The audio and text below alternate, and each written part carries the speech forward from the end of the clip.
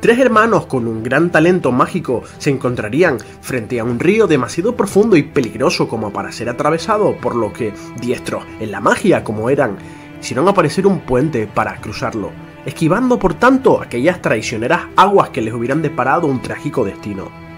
Pero en la mitad del puente una extraña figura les interrumpió el paso, un encapuchado de aspecto siniestro y esquelético, y según cuenta la leyenda, la propia muerte se les apareció, y estaba contrariada ya que todos los viajeros que pasaban por allí se ahogaban, por lo que, de forma muy astuta, felicitaría a los tres hermanos, ofreciéndoles un premio por haberla burlado.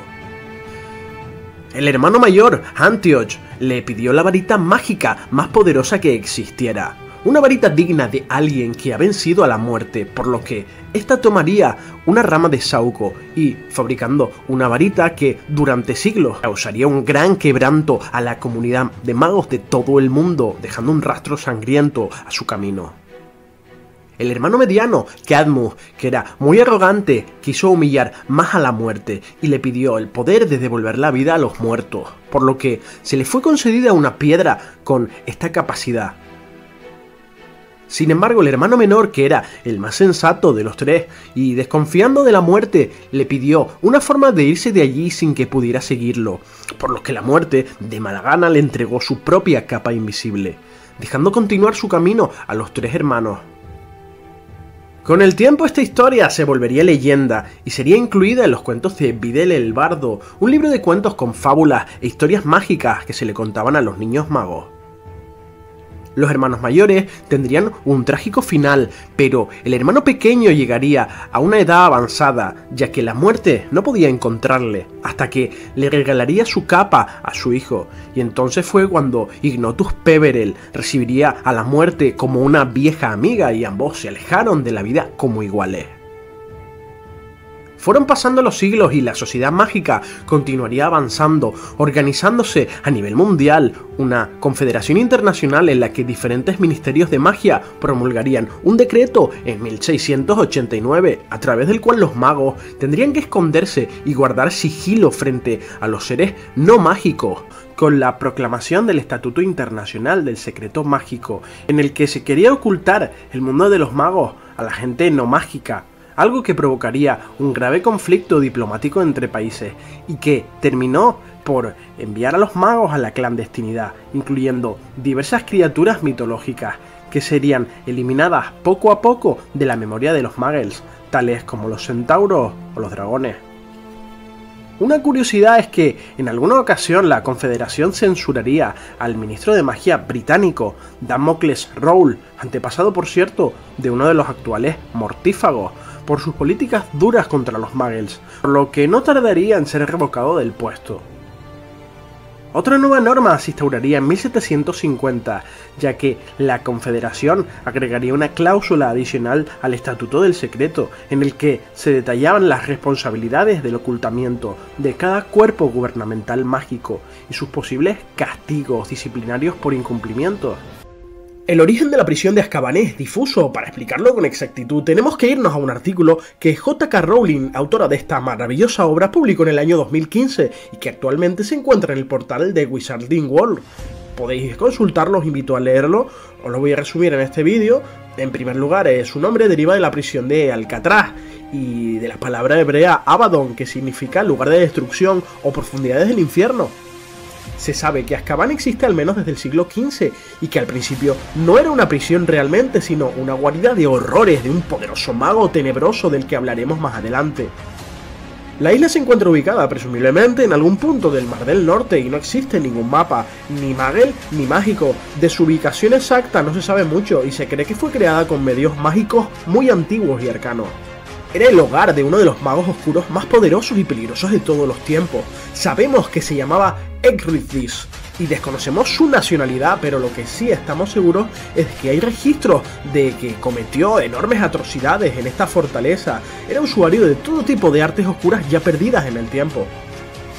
Este mago oscuro atrajo hacia su isla una infinidad de incautos marineros muggles, a los que torturó y mutiló por puro placer, y no se sabe con certeza qué ocurrió entre sus muros durante la vida de este. Solo cuando este mago oscuro muere, todos los hechizos de ocultación desaparecen, y fue entonces cuando el Ministerio de Magia británico se pudo percatar de la existencia de esta isla, y quienes pudieron entrar e investigarla en un primer momento se negaron en rotundo a contar lo que había allí, y solo se supo que la isla estaba llena de dementores, aunque desconocemos si el mago Ecrizdis los creó de alguna forma, quizás deformando y corrompiendo las almas de algunos muggles,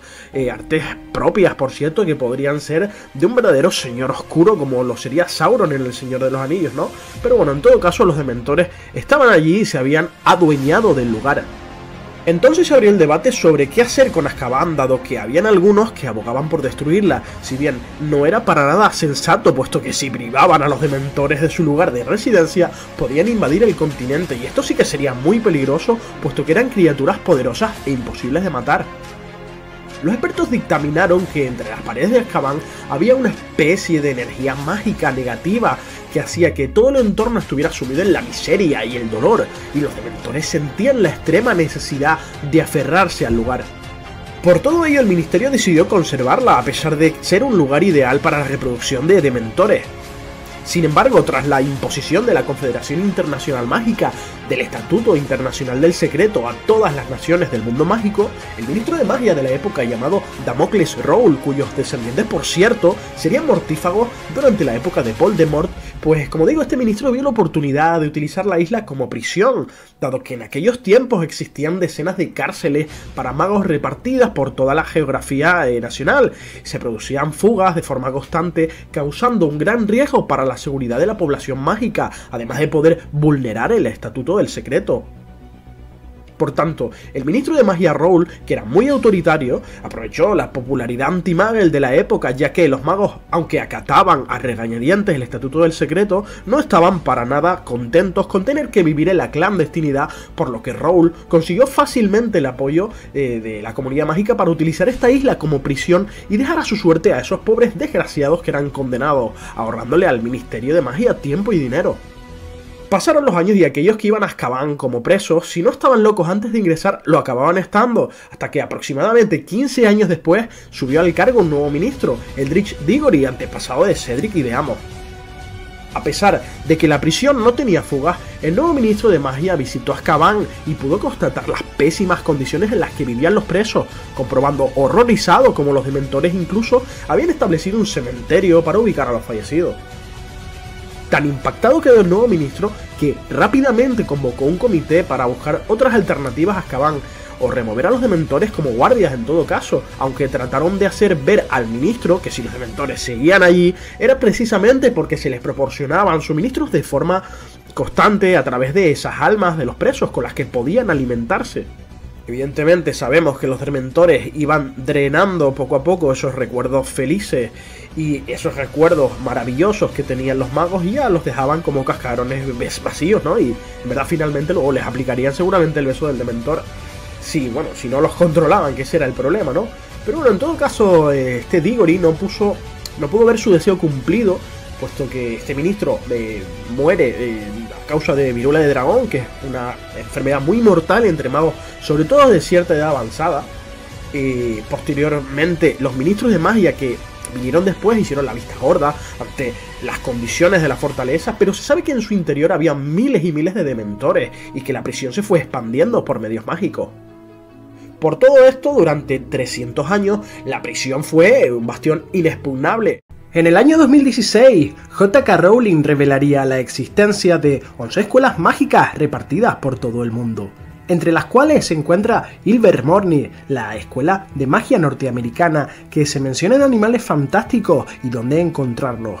Un colegio de magia que esconde una apasionante historia detrás, ya que tiene la peculiaridad de que fue fundada por un muggle junto con una descendiente directa de Slytherin, llamada Isolde Sayer, que atravesaría el océano Atlántico junto con los colonos europeos, huyendo de una terrible maga tenebrosa que portaba la varita del fundador de Hogwarts. El colegio Ilvermorny de magia y hechicería es la escuela mágica americana a la que acuden magos y brujas procedentes tanto de México como de Estados Unidos y se encuentra ubicada en el monte Greylock, en el estado de Massachusetts. estando protegida por infinidad de encantamientos mágicos que la ocultarían de miradas indiscretas, dado que durante el siglo XVIII la escuela protagonizaría una de las infracciones más graves de la historia del Estatuto Internacional del Secreto, ya que uno de sus exalumnos revelaría a un Muggle o no-Mag su ubicación exacta, entre otros datos de la escuela, que llegaron al conocimiento de la comunidad Muggle,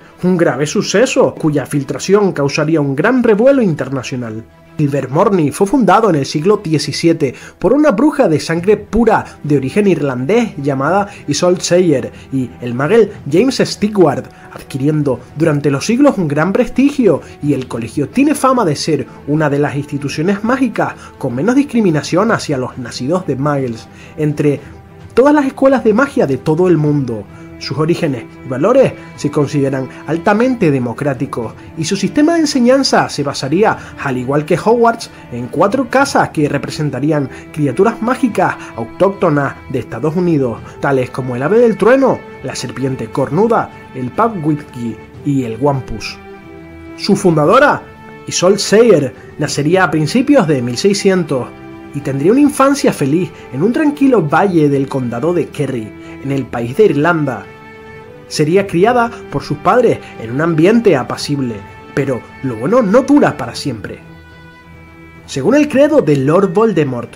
y los Sagrados 28, se podría decir que Isolde tenía una pureza de sangre inmejorable, dado que era hija de 2 magos de sangre pura con un linaje prestigioso. Su padre, William Sayer, era descendiente de la legendaria bruja irlandesa Morrigan, una animaga con forma de cuervo, y su madre, Rionach Gaunt, descendía del cofundador de Hogwarts, Salazar Slytherin. Sin embargo, lejos de criar a Isolde en los ideales de la pureza de sangre, sus padres se dedicarían a ayudar silenciosamente a sus vecinos muggles,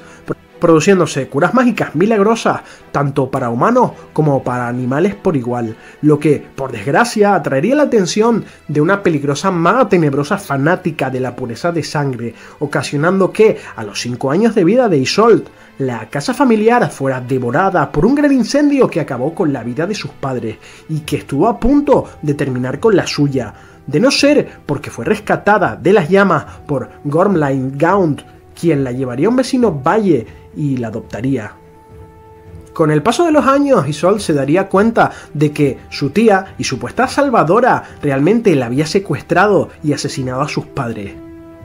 Gormlaith era una bruja inestable y cruel que se había vengado de la familia porque creía humillante que 2 magos de sangre pura ayudasen a los muggles, queriendo enderezar a Isolde y que siguiera el camino correcto y se casara con un mago con los ideales de Slytherin, y evitar que se enamorase de un muggle, lo que, paradójicamente, terminó sucediendo. El caso es que Isolde fue adoctrinada como descendiente tanto de Morrigan como de Slytherin, y su tía obligaría a su sobrina a mirar mientras maldecía a cualquier muggle o animal que se acercara demasiado a su cabaña, por lo que la comunidad de no magos evitaría el lugar donde ambas vivían, e Isolde solo tuvo contacto con niños de su edad por corto tiempo, y aunque al principio pudo hacer amigos, esos niños locales le arrojarían piedras desde lejos mientras jugaba en el jardín, por lo que tuvo una infancia sumamente triste y miserable.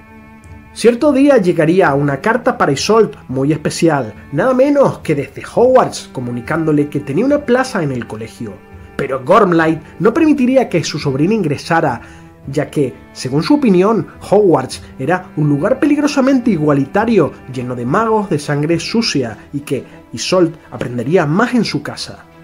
Gormlaith sí había ido a Hogwarts como alumna y le hablaría mucho sobre la escuela, denigrando la imagen del colegio y lamentando profundamente que los ideales de Slytherin, su antepasado, no se hubieran cumplido, por lo que Isolde fantasearía durante toda su adolescencia con la idea de ir a Hogwarts, y durante 12 años la joven permaneció aislada del mundo, hasta que un día reunió suficiente coraje como para escapar de allí, robándole a su tía la varita que, además, ella nunca le había permitido tener una propia. Además de robar la varita de Slytherin, durante su escape, Isolde solo se llevaría un broche de oro con forma de nudo gordiano que había pertenecido a su padre, y emprendió un viaje lejos de Irlanda para no volver jamás.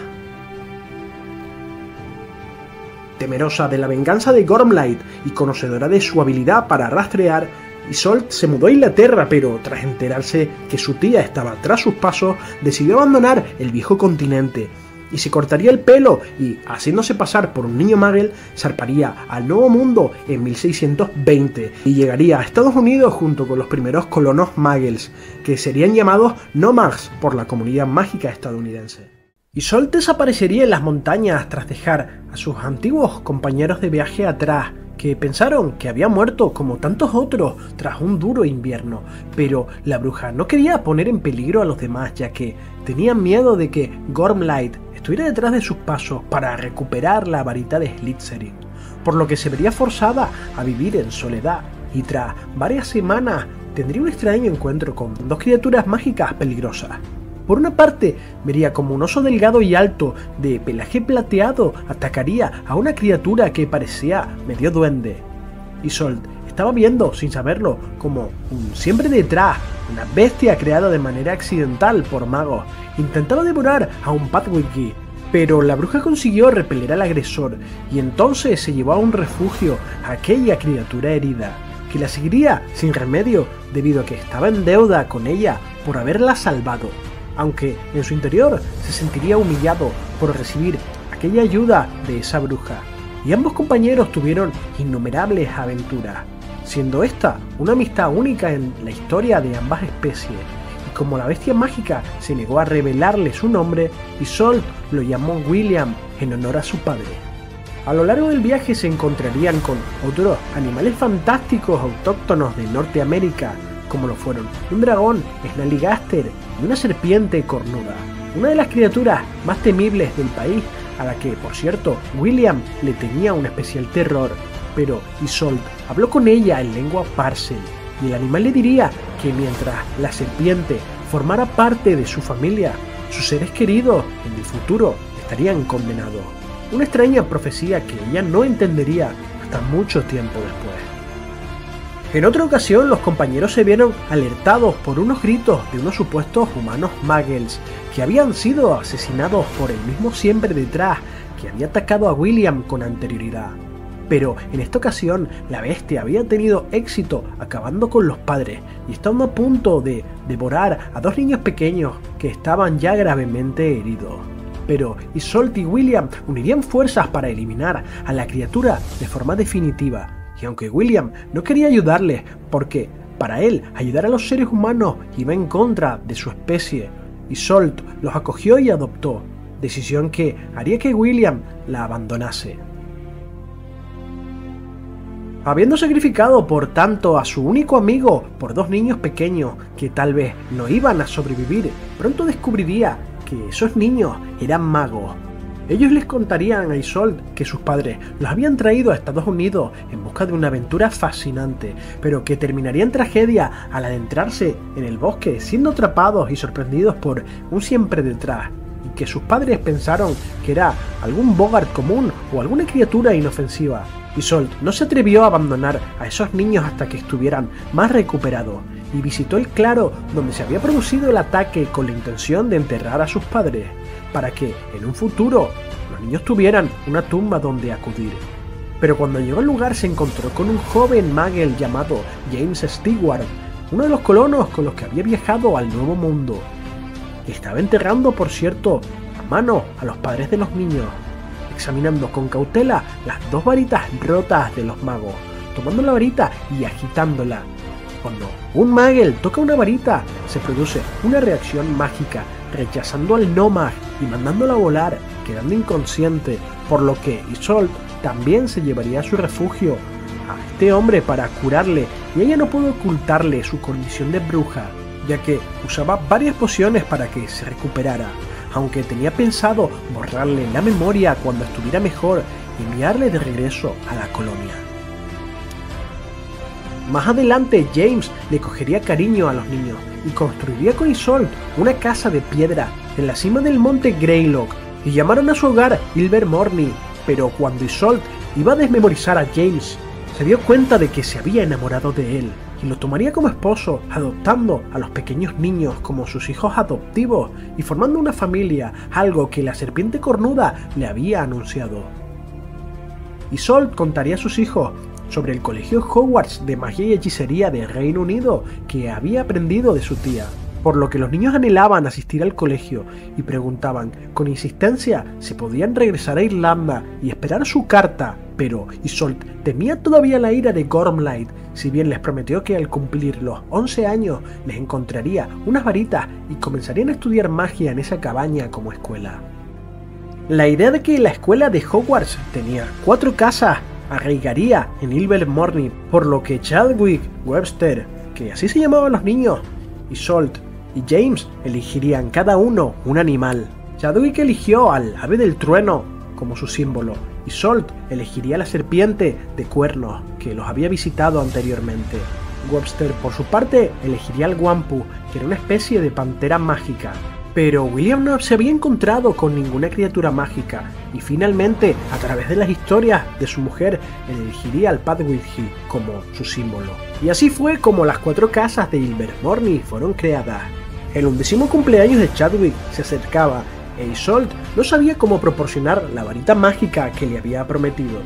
Y tampoco se atrevía a analizar la varita que le había robado a su tía. Pero sí sabía que las varitas mágicas tenían núcleos de corazón de dragón, pelo de unicornio, entre otras sustancias. Por tanto, en la víspera de su cumpleaños, Isolde tuvo el sueño de que iba a un arroyo para encontrarse con la gran serpiente de cuernos, y esta salía del agua e inclinaba su cabeza hacia ella, mientras se cortaba un largo fragmento de cuerno. Este sueño se volvería realidad, ya que la serpiente de cuernos le proporcionaría a Isolde material para crear una varita, y también crearía una para Chadwick, una varita tallada de fresno espinoso que encerraba el cuerno de la serpiente. Tras fundar el colegio, multitud de niños mágicos de muchas tribus de alrededores se habían acercado para que Isolde les enseñara magia. Todos interesados en el aprendizaje de las técnicas de hacer varitas, algo que a Isolde se le dio muy bien, aprendiendo a usar otros núcleos de animales fantásticos como fueron el Wampus y otras criaturas autóctonas de Norteamérica. Y antes de 1634, la escuela había crecido más allá de los sueños más salvajes de la familia Isolde. La casa se iba expandiendo año tras año y más estudiantes llegaban, y aunque la escuela era todavía pequeña, habían suficientes niños como para cumplir con el sueño de las competiciones entre las casas. Pero no todo era felicidad, ya que pronto llegaría la venganza de Gormlaith. La feliz familia no tenía ni idea del grave peligro en el que se encontraban, ya que todas aquellas noticias habían llegado incluso al país natal de Isolde sobre una novedosa escuela mágica establecida en Massachusetts. Y este rumor decía que la directora había sido apodada Morrigan por la famosa bruja irlandesa. Y Gormlaith escucharía este rumor y viajaría a Estados Unidos para ir tras su sobrina. Compraría una varita en Ollivander y se decidiría a atravesar el mar y llegar junto con otros colonos, tal y como había hecho Isolde. Rastreando poco a poco los rumores, conseguiría llegar a la misma escuela y tenía la intención de destruir Ilvermorny y raptar a las hijas que Isolde había tenido con William.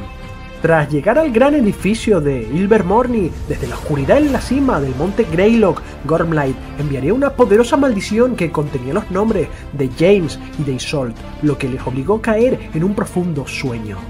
Esta bruja era sumamente poderosa, ya que con una sola palabra de lengua Parcel, la varita que había servido a Isolde tan fielmente durante muchos años se estremeció y se volvería inactiva. Y en todos los años que había vivido con ella, Isolde nunca había sabido que tenía en la mano la varita de Salazar Slytherin, uno de los fundadores de Hogwarts, y que contenía un fragmento de un cuerno de serpiente mágica, ni más ni menos que un basilisco. La varita había sido enseñada por su creador a dormir cuando así se le indicara, y este secreto había sido transmitido a través de los siglos a cada miembro de la familia Slytherin que la poseía. Isolde no lo sabía porque había sido una varita robada. Entonces Gormlaith se encontraría en la casa con Chadwick y con Webster, que ya eran 2 adolescentes. Tampoco contaba con que los núcleos de sus varitas fueran del cuerno de una serpiente cornuda, y estas no se volverían inactivas cuando Gormlaith habló en Parcel. Todo lo contrario, ya que sus núcleos mágicos vibraron con el sonido de la lengua antigua y reconocieron la lengua Parcel al percibir el peligro para sus amos. Comenzaron a emitir una nota musical baja, exactamente como los sonidos que emite una serpiente con cuernos en peligro. Los dos chicos se despertaron y saltaron a la cama, y Chadwick miraría instintivamente a través de la ventana y vería a Gormlaith Gaunt acercándose con las peores intenciones. Durante el siglo XVIII se produciría una filtración masiva respecto a la existencia de la ubicación del MACUSA, es decir, el Ministerio de Magia estadounidense. Además, fue revelado también el secreto del Colegio Ilvermorny de Magia y Hechicería, por lo que, tras casi exponer al mundo mágico a los Muggles, el MACUSA se enfrentaría a una censura casi humillante por parte de la Confederación Internacional de Magos, en el que la propia ministra del momento sería requerida para una investigación pública en la que admitiría que no estaba segura de si todos los Nomads que conocieron esta información habían sido desmemorizados.